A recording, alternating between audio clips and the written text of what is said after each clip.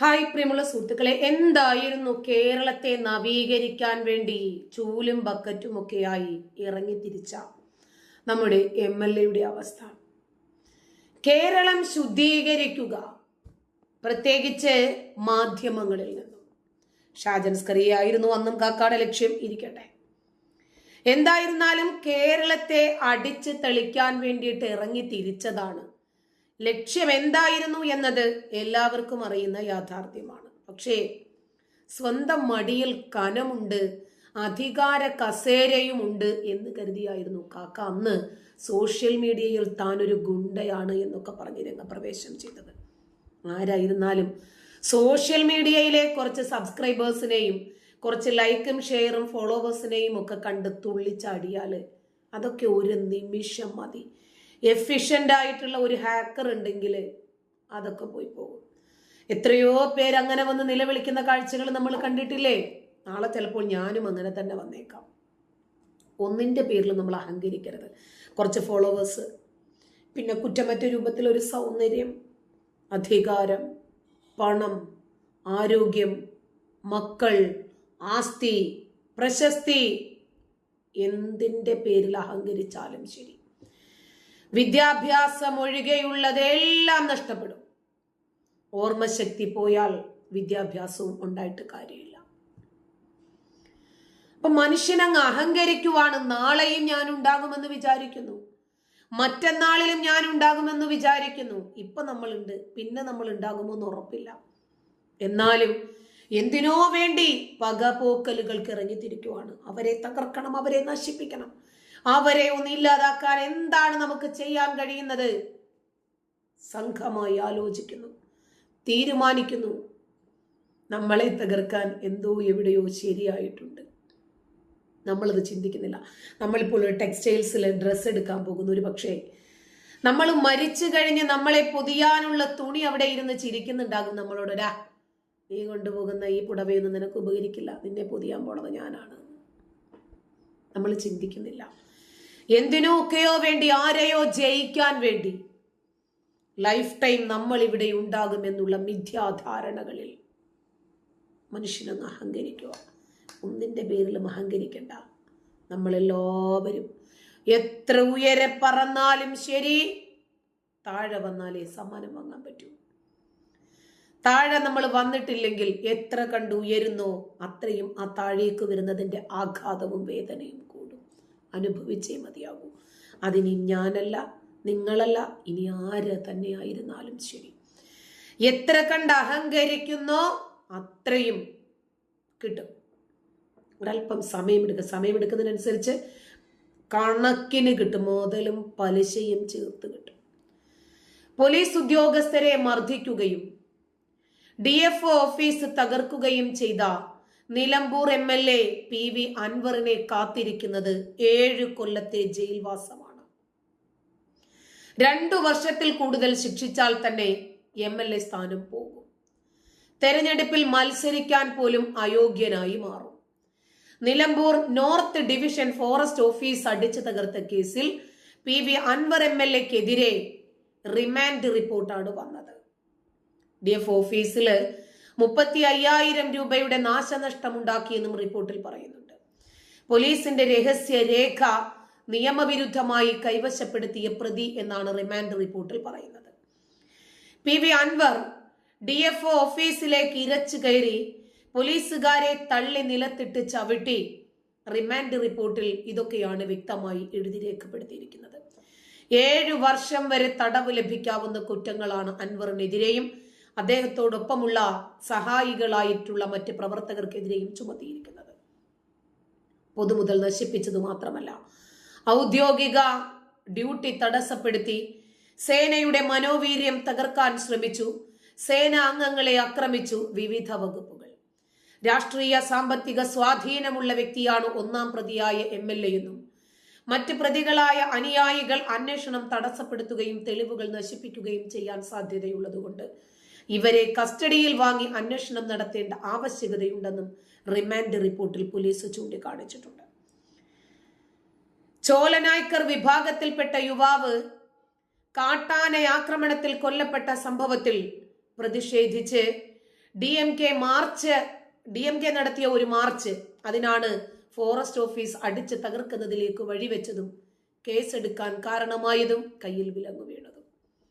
പൊതുമുതൽ നശിപ്പിച്ചതിനും കൃത്യനിർവഹണത്തിൽ തടസ്സം സൃഷ്ടിച്ചതിനും അൻവറിനെതിരെ കേസെടുത്ത പോലീസ് ഞായറാഴ്ച രാത്രി തന്നെ അൻവറിനെ ഒതായിയിലുള്ള വസതിയിലെത്തി വീടു വളഞ്ഞ് അറസ്റ്റ് ചെയ്തിരുന്നു. അറസ്റ്റിന് ശേഷം രാത്രി 11 മണിയോടെ നിലമ്പൂർ ഫസ്റ്റ് ക്ലാസ് ജുഡീഷ്യൽ മജിസ്ട്രേറ്റിന് മുമ്പിൽ അൻവറിനെയും മറ്റു പ്രതികളെയും ഹാജരാക്കി. തുടർന്ന് 14 ദിവസത്തേക്ക് റിമാൻഡ് ചെയ്തു. നിലവിൽ തവനൂർ സെൻട്രൽ ജയിലിലാണ് MLA ഉള്ളത്. ഇപ്പോൾ അധികാരമുണ്ടോ?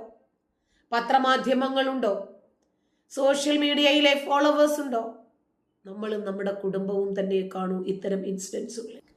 മറുനാടൻ മലയാളിയെയും ഏഷ്യാനെറ്റ് ന്യൂസിനെയും മറ്റ് രാഷ്ട്രീയ എതിരാളികളെയും, മൊത്തത്തിൽ നമ്മുടെ രാഷ്ട്രീയത്തിനും മതത്തിനും നമ്മുടെ ആശയത്തിനും ആദർശത്തിനും എതിരായി നമ്മൾ ചെയ്യുന്ന രാജ്യദ്രോഹ കുറ്റങ്ങൾക്കെതിരെ സംസാരിക്കുന്ന സകലമാന മാധ്യമങ്ങളെയും വ്യക്തികളെയും ജയിലിൽ അടയ്ക്കുമെന്ന് വെല്ലുവിളിച്ച് അങ്ങനെ കേരളത്തെ അവരിൽ നിന്നും ശുദ്ധീകരിക്കുമെന്ന് പറഞ്ഞ് നടന്നതാണ് നമ്മുടെ MLA. എതിരാളികളെ ആക്രമിക്കാനുള്ള CPMന്റെ രാഷ്ട്രീയ ആയുധമായിരുന്നു ഒരു കാലത്ത് അൻവർ. അതെല്ലാം മാറുകയാണ്. ADGP അജിത് കുമാറിനെയും മലപ്പുറം SP ആയിരുന്ന സുജിത് ദാസിനെയും വിമർശിച്ചു തുടങ്ങിയ അൻവർ അവരെ അറസ്റ്റ് ചെയ്യിപ്പിച്ച് ജയിലിൽ അടയ്ക്കുമെന്ന് പ്രതിജ്ഞ എടുത്തതാണ്. ഒടുവിൽ അൻവർ ജയിലിലേക്ക് പോയി. മലപ്പുറത്തെ തവനൂരിലാണ് അൻവറിനെ ജയിലിൽ അടച്ചിരിക്കുന്നത്. TP കേസ് പ്രതി കൊടി സുനി പരോളിന് പോയതും ഇവിടെ നിന്നാണ്. അതുകൊണ്ട് തന്നെ ജയിലിനുള്ളിൽ കൊടി സുനി അൻവർ കൂടിക്കാഴ്ച ഒഴിവായി. 1 മാസം പരോളുണ്ട് എന്നൊക്കെ കേൾക്കുന്നുണ്ട്. എന്തായിരുന്നാലും അതിനു മുമ്പ് തന്നെ അൻവറിന് ജാമ്യം കിട്ടുമെന്നാണ് കേൾക്കുന്നത്. അടുത്തിടെ വരെ CPMന്റെ ആയുധമായിരുന്ന അൻവർ ഒടുവിൽ പാർട്ടിയുമായി തെറ്റി ഭരണപക്ഷത്തെ മുഴുവനും വെറുപ്പിച്ചു. അങ്ങനെയാണ് അൻവർ അറസ്റ്റിലേക്ക് നീങ്ങുന്നത്. അൻവറിനെ പുകഴ്ത്തിയവര് തന്നെ ഇകഴ്ത്തുന്ന കാഴ്ചയാണ് 2ാം പിണറായി സർക്കാരിന്റെ ഭരണകാലയളവിൽ നടന്നത്. ഇതിലെ മുഖ്യമന്ത്രി പിണറായി വിജയനും ഉൾപ്പെടും. ഇതിനിടയിലാണ് വന്യജീവി ആക്രമണത്തിനെതിരെയുള്ള മാർച്ച് നടത്താൻ അൻവറും സംഘവും രംഗത്തിറങ്ങിയത്. കഴിഞ്ഞ ദിവസം കരുളായിൽ യുവാവിനെ കാട്ടാന ചവിട്ടിക്കുന്ന സംഭവം കൂടി ഉണ്ടായതോടെ ഫോറസ്റ്റ് ഓഫീസിലേക്ക് മാർച്ച് നടത്തി ഇത് ആക്രമണങ്ങളിലേക്ക് പോകുകയും പൊതുമുതൽ നശിപ്പിച്ചതിലും ഒക്കെ പോലീസ് കേസ് എടുക്കുകയും ഒക്കെ ചെയ്തിട്ടാണ് ഈ സംഭവമാണ് അൻവറിനെ അറസ്റ്റിലേക്ക് നയിച്ചത്. താൻ ജീവിച്ചിരിക്കുന്നിടത്തോളം കാലം അജിത് കുമാറിനെ DGP ആക്കില്ല എന്നും ജയിലിൽ അടയ്ക്കുമെന്നും കഴിഞ്ഞ ദിവസം അൻവർ പറഞ്ഞിരുന്നു. അൻവർ പോലീസിനെതിരെ ഉന്നയിച്ച ആരോപണങ്ങളിൽ പരാതി എഴുതി വാങ്ങി വിവാദം അവസാനിപ്പിക്കാനായിരുന്നു മുഖ്യമന്ത്രിയും CPMും ആദ്യം ശ്രമിച്ചത്. മുഖ്യമന്ത്രിയുമായി കൂടിക്കാഴ്ച നടത്തി മാധ്യമങ്ങളെ കണ്ട അൻവർ വെടിനിർത്തൽ പ്രഖ്യാപിക്കുകയും ചെയ്തു. എന്നാൽ ADGPമാർ അജിത് കുമാറിനെതിരെയും മുഖ്യമന്ത്രിയുടെ പൊളിറ്റിക്കൽ സെക്രട്ടറിയായി P ശശിക്കെതിരെയും അൻവർ ആരോപണങ്ങൾ ഘടിപ്പിച്ചു. ഇതോടെയാണ് പിണറായി കൈവിട്ടുപോയത്. അതിനുശേഷം പിണറായിയെയും അൻവർ കടന്നാക്രമിച്ചു. മുന്നണിയിൽ നിന്നും പുറത്തായ ശേഷവും നിരന്തരം വാർത്താ സമ്മേളനം വിളിച്ച് സർക്കാരിനെ പ്രതിരോധത്തിലാക്കിക്കൊണ്ടിരുന്നു. ഇതിന്റെ പകയാണ് അറസ്റ്റ് എന്ന് വ്യാഖ്യാനിക്കുകയാണ് അൻവർ. മറുനാടൻ മലയാളിക്കെതിരെ നിരന്തര വ്യാജ ആരോപണങ്ങൾ അൻവർ ഉയർത്തിക്കൊണ്ടിരുന്നു. ഇപ്പോൾ അൻവറിനെ അകത്താക്കിയവരുമായി ചേർന്ന് ഗൂഢാലോചനയും നടത്തി. ഏഷ്യാനെറ്റ് ന്യൂസിനെതിരെയും നിരന്തര ആക്ഷേപങ്ങൾ ഉന്നയിച്ചു. ഇതെല്ലാം CPMന് വേണ്ടിയായിരുന്നു. ഒടുവിൽ അതേ CPM സർക്കാർ തന്നെ അൻവറിനെ ജയിലിലും അടച്ചു. നിലമ്പൂർ ഫോറസ്റ്റ് ഓഫീസ് തകർത്ത സംഭവത്തിൽ കേസെടുത്തു. അതിന് പിന്നാലെ നാടകീയമായ സംഭവങ്ങൾക്കൊടുവിലാണ് PV അൻവർ അറസ്റ്റിലാകുന്നത്. പൊതുമുതൽ നശിപ്പിക്കൽ, പോലീസ് ഉദ്യോഗസ്ഥരുടെ കൃത്യനിർവഹണം തടസ്സപ്പെടുത്തുക, കയ്യേറ്റം ചെയ്യുക തുടങ്ങിയ വകുപ്പുകൾ ചുമത്തിയാണ് അറസ്റ്റ്. ജാമ്യമില്ലാത്ത വകുപ്പാണ് ചുമത്തിയിരിക്കുന്നത്. മലപ്പുറം ഒതായിയിലെ PV അൻവറിന്റെ വീട് പോലീസ് വളയുന്നു, അറസ്റ്റ് ചെയ്യുന്നു. DYSPയുടെ നേതൃത്വത്തിലുള്ള വൻ പോലീസ് സന്നാഹമാണ് വീടിന് മുന്നിലെത്തിയത്. പോലീസ് നീക്കത്തിനെതിരെ പ്രതിഷേധവുമായി അൻവറിന്റെ അനുയായികൾ എത്തി. കാട്ടാന ആക്രമണത്തിൽ മണി എന്ന 35-കാരനായ യുവാവാണ് മരിച്ചത്. ആ സംഭവത്തെ തുടർന്നാണ് വനം വകുപ്പ് നടത്തിയത് കൊലപാതകമാണ് എന്നായിരുന്നു PV അൻവർ വിശേഷിപ്പിച്ചത്. യുവാവ് 2.5 മണിക്കൂർ രക്തം വാർന്നു കിടന്നു. ഇൻക്വസ്റ്റ് പോസ്റ്റ്മോർട്ടം നടപടികൾ വൈകി. തെരുവ് പട്ടിയുടെ വില പോലും മനുഷ്യന്റെ ജീവന് നൽകുന്നില്ല എന്ന് അൻവർ ആരോപിച്ചു. അതിനെ തുടർന്നിട്ടാണ് അറസ്റ്റ് ചെയ്യാനുള്ള നീക്കം. ഭരണകൂട ഭീകരതയാണെന്നും അതിനെ പ്രതിരോധിച്ചതിന്റെ പേരിലാണെന്നും അൻവർ ആരോപിക്കുന്നു. മോദിയേക്കാൾ വലിയ ഭീകരനാണ് മുഖ്യമന്ത്രി പിണറായി വിജയനെന്നും യഥാർത്ഥ വിഷയത്തിൽ അടിയന്തരമായി നടപടിയെടുത്തില്ലെന്നും അദ്ദേഹം പറയുന്നു. മലയോര മേഖലയിലെ ജനങ്ങൾ ജീവിക്കുന്നത് ഭീതിയോടെയാണെന്നും അവരുടെ പ്രശ്നങ്ങളിൽ MLA എന്ന നിലയിൽ ഇടപെടുമെന്നും അൻവർ പറഞ്ഞു. അതുപോലെ നമുക്കറിയാം PDPP ആക്ട് അത് പ്രകാരമാണ് പോലീസ് കേസെടുത്തത്.